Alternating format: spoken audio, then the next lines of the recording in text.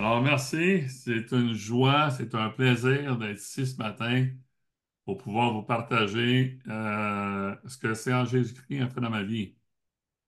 C'est littéralement un changement, un miracle, et seul Dieu a pu faire ce miracle-là.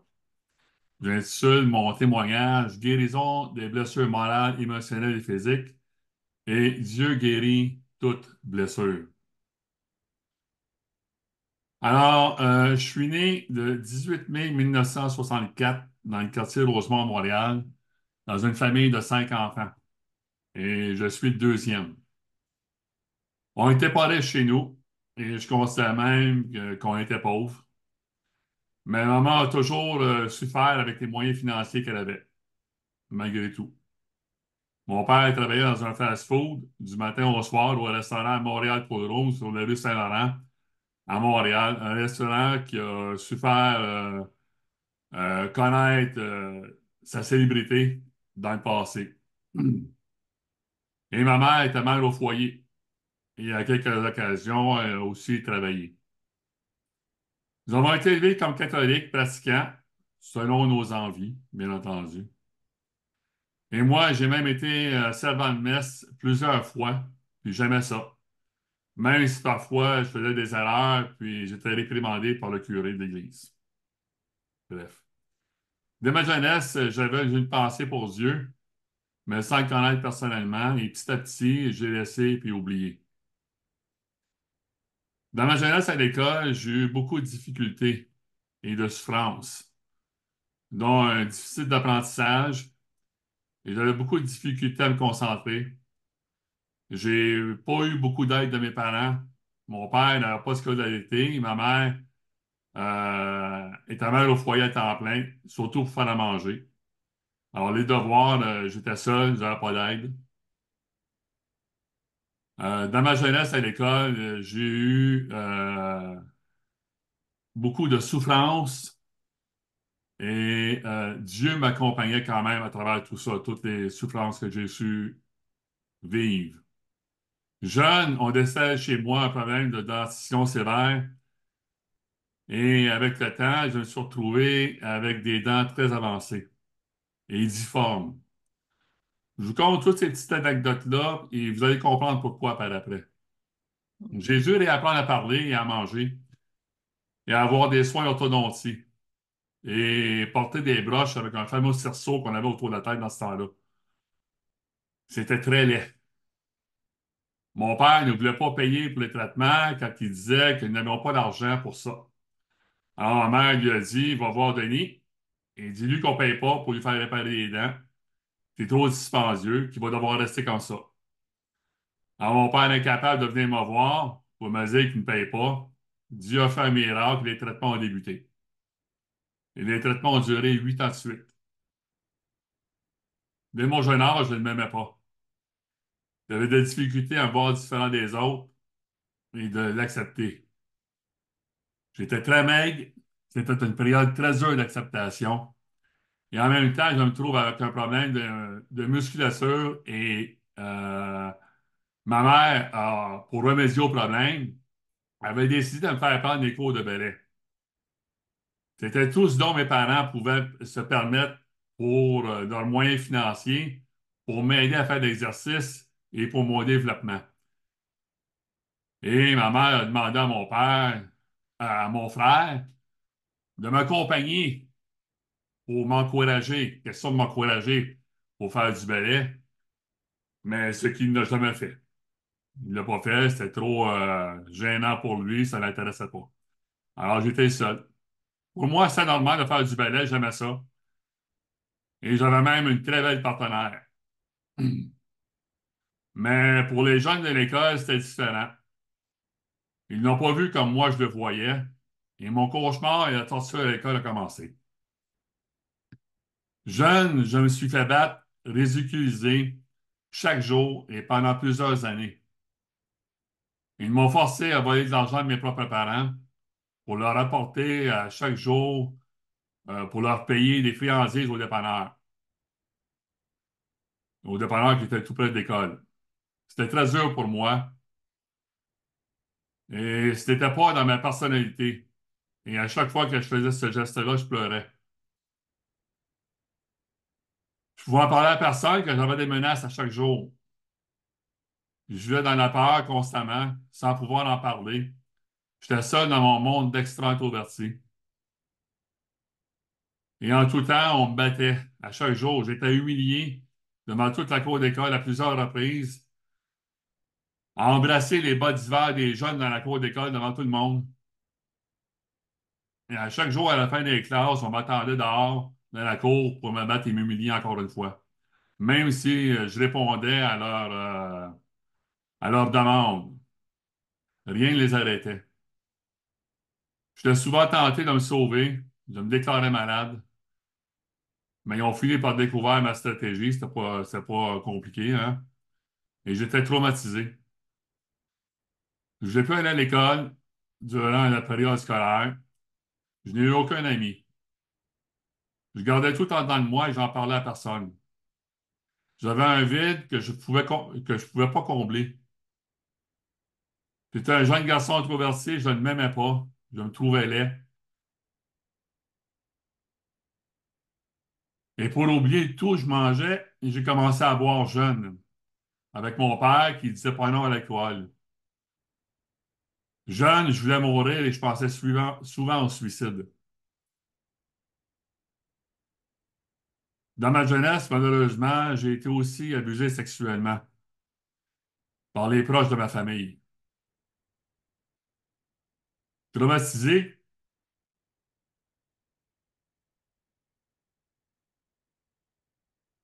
traumatisé, marqué, blessé, sans défense et seul. On me défendait d'en parler avec des menaces. On m'avait volé mon identité.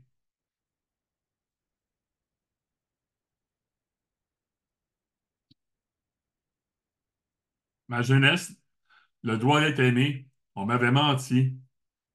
On m'avait retiré le droit d'être respecté dans ma propre famille et dans ce monde dans lequel je vivais. Je ne me suis jamais vraiment senti aimé. Et ça a été une période très dure dans ma vie et très sombre. Et jeune, j'avais souvent des pensées suicidaires. À 14 ans, j'apprends que je suis épileptique. Ça a été un coup très dur. Et je me suis vite rendu compte des choses que je ne pouvais plus faire. Le résultat de tout ça, ben, ça a été que mes années scolaires ont été un échec total. Je vivais dans la crainte, la peur, la solitude. Je me sentais toujours rejeté, euh, toujours seul. Je n'avais aucune valeur à mes yeux. Je me trouvais pas bon, différent, pas beau. L'avenir me faisait peur. J'étais timide et renfermé. Je n'avais aucune confiance en personne. Je me méfiais de tout le monde. Introverti, seul et triste. J'avais, j'avais souvent, mais souvent, encore une fois, des pensées suicidaires. Ça me traversait l'esprit à chaque jour. Je voulais m'enlever la vie pour en même temps me libérer de ce fardeau-là, mais en même temps, c'est comme pour faire la paix avec les autres, avec les jeunes de l'école. Mais sans le savoir, Dieu me gardait de faire une bêtise. Plus tard, je fais la rencontre d'un groupe de jeunes au secondaire dans un cours de pastoral. Et on parle d'un Dieu qui m'aime, d'un Dieu qui aime les gens et qui est bon. J'aime ça, mais pas plus. Ce qui m'attire le plus dans tout ça, c'est l'amitié qui règne dans le groupe de jeunes que j'avais jamais connus. Mais je reste quand même méfiant. Le temps a passé, je les ai perdus de vue et je me trouve encore avec un vide et tout seul. En hiver 79, mon oncle Robert, qui se trouve être le frère de ma mère, vient chez nous pour nous parler de l'Évangile, de Jésus-Christ et de son amour. Chose qu'on n'avait jamais entendu parler auparavant de cette façon-là. Alors, par diverses circonstances, recherche, c'est surtout la grâce de Dieu et son pardon. Et là, je passe environ, je vous dirais, 6 ans. Ma mère a accepté le Seigneur Jésus-Christ en 81. et a fréquenté l'église baptiste évangélique de Rosemont avec le pasteur René Fré. Elle nous dit qu'elle a donné sa vie à Jésus-Christ et qu'il lui a pardonné tous ses péchés et que nous devons nous repenser aussi pour être pardonnés de nos péchés, sinon on va tous en enfer. Ça a été un message plutôt drastique. Mais dans mon intérieur, je la respectais, sans dire à mes frères ni à mon père, quand je me souvenais ce que j'avais entendu à la pastorale.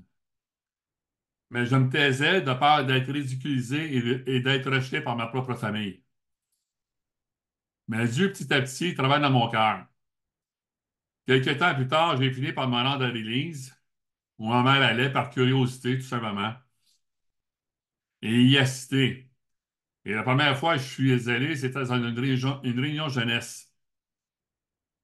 Et j'ai entendu tout ce que je ne voulais pas entendre. La Bible me dit que tous ont péché et sont privés de la gloire de Dieu dans Romains 3, 23. Et les tous impliquaient Denis. Depuis tout petit, j'étais certain d'aller au ciel et que Dieu m'aimait. Après tout le mal que j'avais subi, je ne croyais pas. Je ne croyais pas pourquoi je n'irais pas au ciel. Mais j'entends la Bible dire autre chose, d'autres versets qui dit dans Romains 6, 23, car le salaire du péché, c'est la mort. Dans Romains 3, 10, 12, qui nous dit, selon qu'il est écrit, il n'y a point de juste, pas même un seul. Nul n'est intelligent, nul ne cherche Dieu. Tous sont égarés, tous sont pervertis. Il n'en a aucun qui fasse le bien, pas même un seul. Et ça me concerne, moi. Par contre, de ces trois versets qui me condamnaient, Dieu me montre deux autres versets qui ont touché mon cœur. Dans Jérémie 29, 11 à 13, car je connais les projets que j'ai formés sur vous, dit l'Éternel, projets de paix et non de malheur, afin de vous donner un avenir et de l'espérance. Vous m'invoquerez et vous passerez. Vous me prierez et je vous exaucerai. Vous me chercherez et vous me trouverez si vous me cherchez de tout votre cœur. Et le fameux verset qu'on connaît très bien, qui était un des versets que j'ai appris en Jean 3,16, car Dieu a tant aimé le monde, et le monde, on peut remplacer le mot monde par notre nom, Denis, qu'il a donné son Fils unique, afin que Denis, hein, quiconque, croit en lui, ne périsse point, mais qu'il ait la vie éternelle. La Bible me disait que Jésus-Christ était mort et ressuscité pour mes péchés, qu'il était le chemin, la vérité et la vie, que nul ne vient au Père que par lui. Mais je n'avais pas vraiment saisi pour moi, pour ma vie, et je ne le connaissais pas personnellement. Je ne connaissais pas Seigneur Jésus-Christ personnellement encore. Et je réclame le droit d'être aimé par toutes sortes de moyens, mais tous ces moyens-là me mènent en vain, mènent à rien. Tous ces versets me parlaient, mais je refusais d'y croire. Romains 3, 23, Romains 6, 23, Romains 3, 10, 12. Je me dis que Dieu est bon envers moi, il m'aime, et j'irai donc officiellement au ciel avec lui. Mais je me rends vite compte qu'il me manquait l'essentiel, que je n'avais pas personnellement, qui était Jésus-Christ, qui était mort à la croix pour moi par son amour. En 1982, Daniel Martel, qui est pasteur en formation à l'Église de Rosemont, me propose le cours Le Maître et son disciple et le cours sur le baptême. Et je me suis vite rendu compte de la méchanceté du cœur de l'homme. Et j'ai pas été dur à convaincre après tout ce que j'avais vécu. Mais le message que Dieu veut me faire comprendre est que je suis pas mieux que tous les hommes et les personnes qui m'ont fait du mal. Que mon cœur aussi est méchant, que mes pensées, mes péchés me séparent de la relation et de la communion avec Dieu et son Fils. Qu'il y a encore un vide entre moi et Dieu que je ne peux combler par moi-même pour être en sa présence. Alors, encore un des versets que j'ai appris, qui est Jean 3,16, car Dieu a tant aimé le monde, qu'il a donné son Fils unique, afin que quiconque croit en lui ne périsse point, mais qu'il ait la vie éternelle.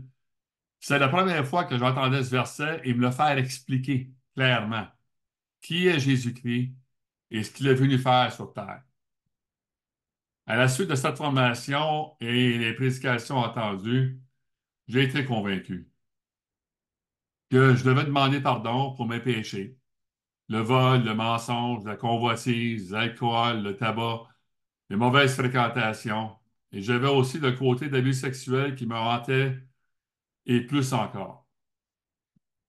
Et Dieu me demande de croire au sacrifice de Jésus-Christ, son Fils, à la croix, et en son sang versé, son amour, qui lui seul a payé la dette de tous mes péchés à la croix.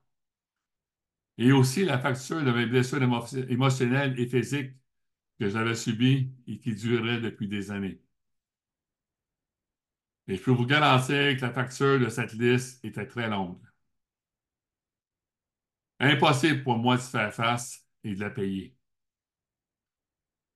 Mais Jésus-Christ a pris ma place qui m'était réservée. La mort non seulement physique, mais plus important encore, la mort spirituelle qui me séparait de Dieu pour l'éternité. Dieu me demande de lui faire confiance et d'accepter son amour inconditionnel. Alors, en hiver 1983, j'ai fait une prière avec Daniel Martel et j'ai demandé pardon pour un péché et j'ai donné ma vie à Jésus-Christ en le recevant dans mon cœur comme mon Seigneur et mon Sauveur. Et le 1er avril 84, je me suis fait baptiser pour rendre témoignage de ma foi comme acte d'obéissance à mon Dieu, que je lis dans Matthieu 28, 19, 20. Et par la suite, j'ai été pendant plusieurs années dans plusieurs ministères. Le Saint-Esprit a fait plusieurs changements dans ma vie. Il m'a donné de l'assurance, il a fait de moi une personne responsable et j'ai reçu le don de service. Et j'aime être auprès des gens, de les écouter, les comprendre, les aimer. Parce qu'avant, j'étais pas du tout, c'était pas de ma personnalité. Dieu a vraiment fait un changement dans mon cœur. Et de donner, de prendre soin de mon prochain. Une facilité de parler, le goût de lire, cesser de fumer, cesser les mauvaises fréquentations, cesser l'horoscope, hein, mais plutôt de lui faire confiance. Et il a changé mon langage.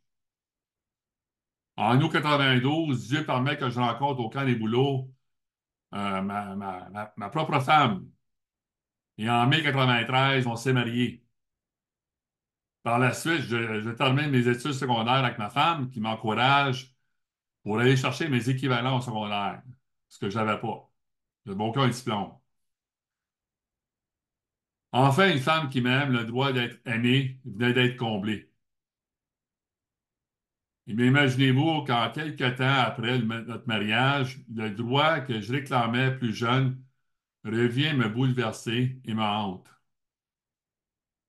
Le droit d'être écouté, le droit d'une opinion, d'être apprécié, de se sentir à sa place, le droit d'être respecté. Et la culpabilité de ma jeunesse revient de plus en plus fort et je ne suis plus qui je suis. J'étais traumatisé par l'abus sexuel que j'avais vécu. Bouleversé et très mélangé dans mes pensées, je me suis même posé la question si j'aimais vraiment la femme que Dieu m'a donnée. L'ennemi voulait me faire croire toutes sortes de mensonges et me faire du mal. Je ne voyais rien de positif pour rester ensemble. Je suis très insécure et plus je me regarde dans le miroir, plus je déteste ce que je vois. Malheureusement, Dieu me rappelle qu'il m'aime et l'engagement que j'avais fait devant Dieu et les hommes en ce qui concerne mon mariage et mes vœux que j'avais fait avec ma femme. Et j'étais incapable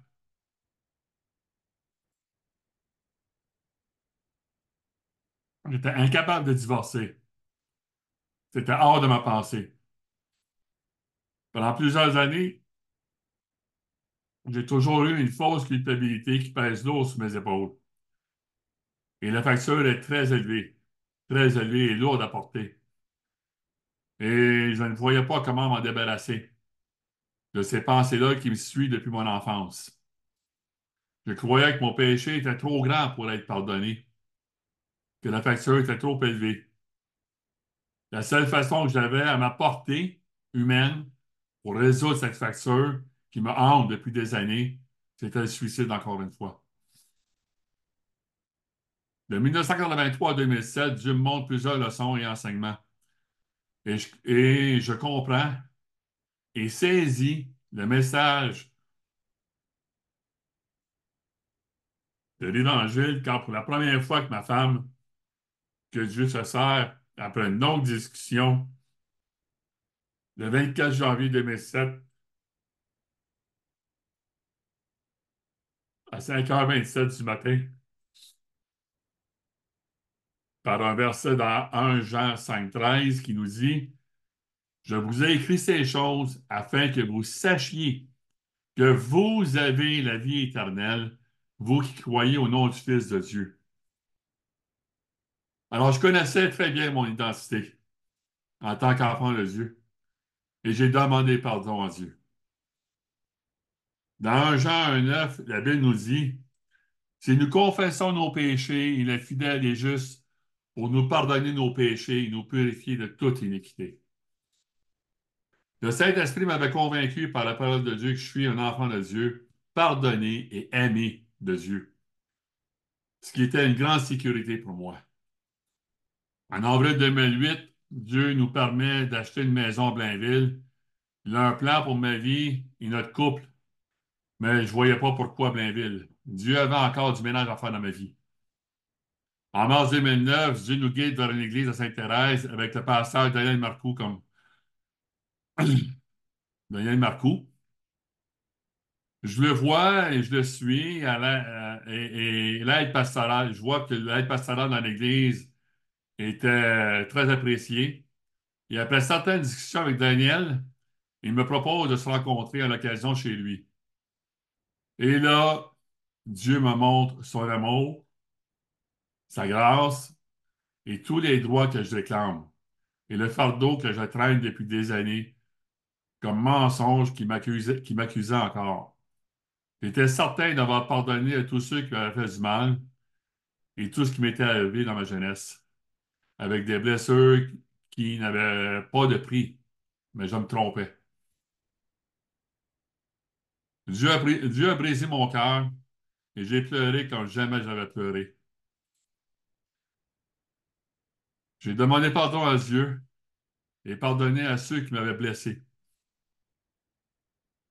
Jésus seul a pu guérir. Il y a juste Jésus qui a pu guérir toutes ces blessures-là. Je n'aurais jamais pu y arriver par moi-même. Les blessures émotionnelles et physiques que j'avais comme un fardeau depuis des années, qui pesait lourd sur mes épaules.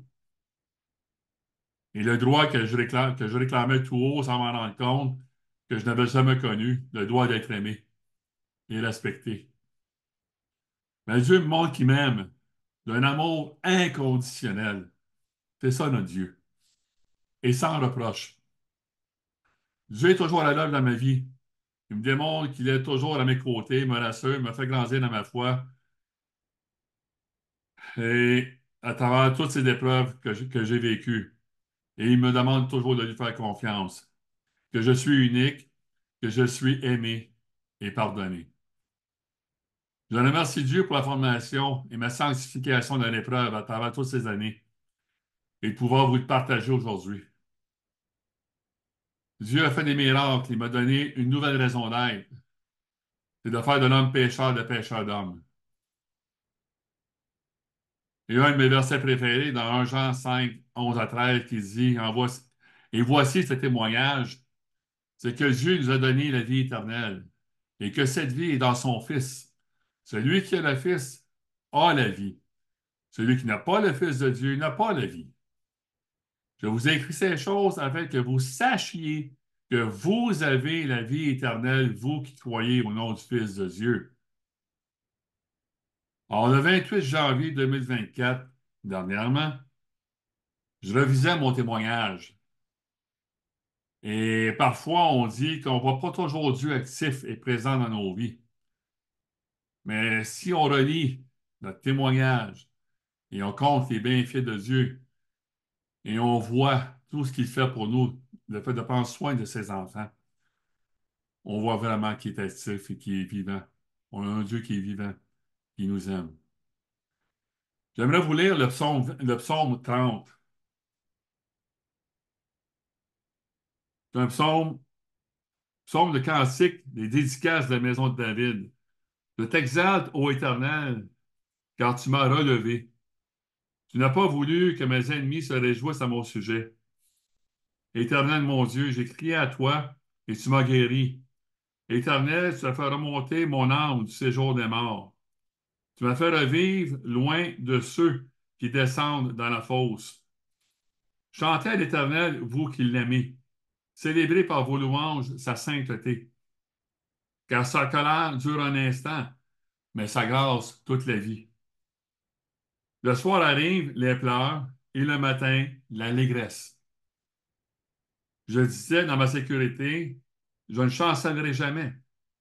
Éternel, par ta grâce, tu avais affermi ma montagne. Tu caches ta face et je fus troublé. Éternel, j'ai crié à toi. J'ai imploré, Éternel. Que gagnes-tu à verser mon sang, à me faire descendre dans la fosse? La poussière a-t-elle pour toi des louanges? Raconte-t-elle ta fidélité? Écoute, Éternel, aie pitié de moi. Éternel, secours-moi. Et tu as changé mes lamentations en allégresse. Tu as délié mon sac et tu m'as ceint de joie, afin que mon cœur chante et ne soit pas muet. Éternel mon Dieu, je te louerai toujours. Alors ce matin, je veux vraiment le louer et lui rendre toute la gloire. Et une phrase qui dit aussi, celui à qui vous accordez le pardon, je lui pardonne moi aussi, dans 2 Corinthiens 2:10. Pardonne, pardonner te donne accès à Dieu et à la liberté. Et c'est ce que Dieu a fait avec moi. Alors à Dieu soit toute la gloire et notre Seigneur Jésus-Christ aussi. Amen.